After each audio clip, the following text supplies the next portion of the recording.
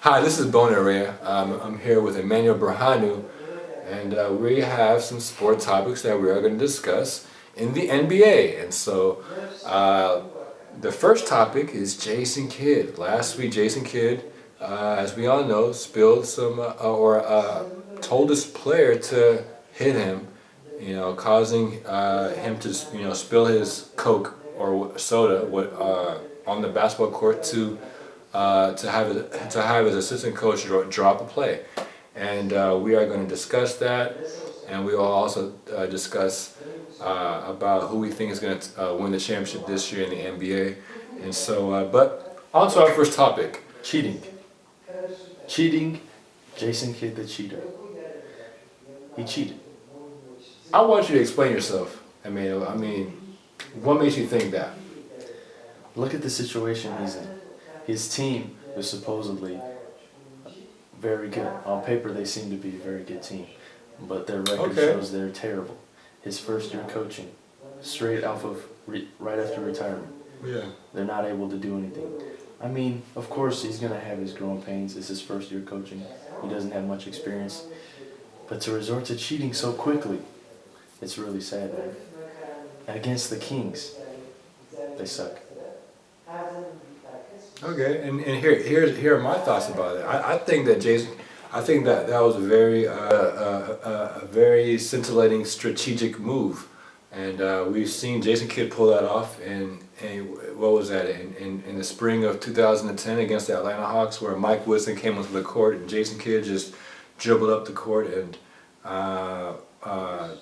exploited that That was a good move. opportunity, and Jason Kidd is known for his savviness on the basketball court, and we saw that, and so that's just what I have to say about that situation. And I do think that I do agree that it was intentional. I mean, obviously the camera Yes, it spot, clearly was. we clearly saw Jason say, "Hit me" to his one of his players, and so. I do agree with you. At least we Which agree makes on- it cheating. Nobody is doubting Jason Kidd's basketball IQ. Clearly, he is very smart. He knows the game of basketball very well. He became a coach less than a week after he retired. He knows the game very well. But what this topic is cheating. And he cheated at that moment. And you don't get fined $50,000 by the league for savvy moves. He cheated.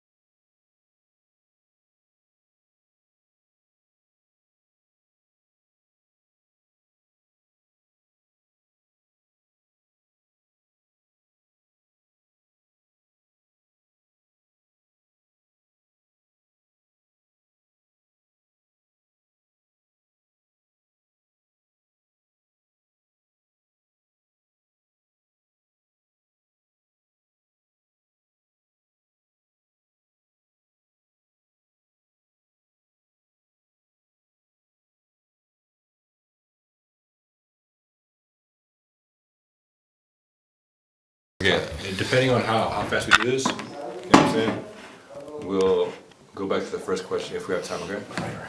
So press the red button. You Yeah, press I it. did. You're good. Okay. On to the next topic. No. I'll just continue. From now, the Mavericks have a question, but clearly Dirk is still the best player on the team. I'll just end it. Absolutely. But it starts with Dirk, and now Monte Ellis, and Samuel Dalembert will prove to be a decent defender, well enough for the Mavericks to win. Of course, they lack the speed and defensive ability at the 1 and 2, but Devin Harris is still on the bench, or still injured, and he'll be come back, and he'll be expected to fill that role for us, similar to Deshaun Stevenson back in the 2011 finals run. So, just strictly comparing this roster to the 2011 finals roster, I feel it could be much better than that. But I understand that the league is a lot tougher than it was during that time. The West is packed with so many good teams. So it will be tough to get out of the West, but because I feel like we have a chance, or I can convince myself that we have a chance, I feel like we'll win. Awesome. And here are my thoughts. I think the San Antonio Spurs will win this year, and here's why. I think they have a rising star in Kawhi Leonard. I think they have veterans that brings leadership, and they have the wisdom of Greg Popovich, and obviously they have great defense, and they're a great rebounding team, and so put all those elements together, and you have a championship team, and so those are my thoughts about who will win the NBA championship, and yeah.